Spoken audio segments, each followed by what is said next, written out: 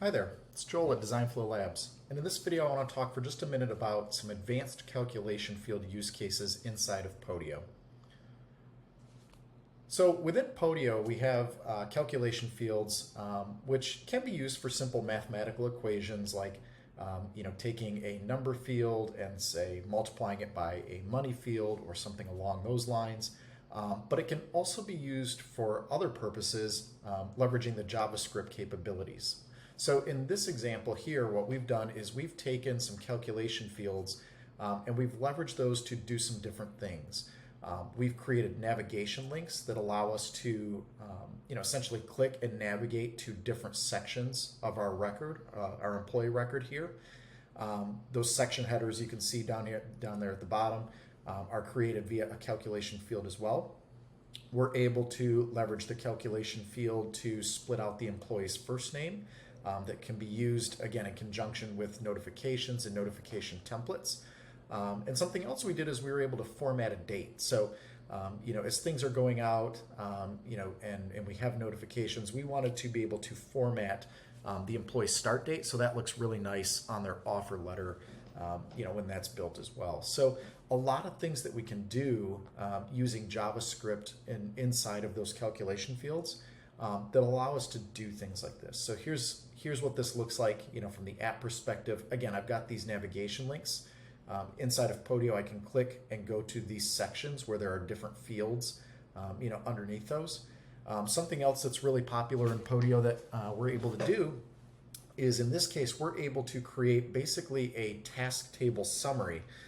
So this employee record has a bunch of tasks that are apparently on hold or have some kind of issue. But they have a bunch of tasks in a task application that are related to this employee record as part of their onboarding. And what we were able to do with a calculation table is we were able to calculation field is build this table where we can loop over all of those tasks, bring in different pieces of information from those tasks like the name, the link, the status, the owner, and the due date. And we were able to build a little bit of a table here in the interface that gives us a nice summary of the open tasks that we have going as part of that employee's onboarding.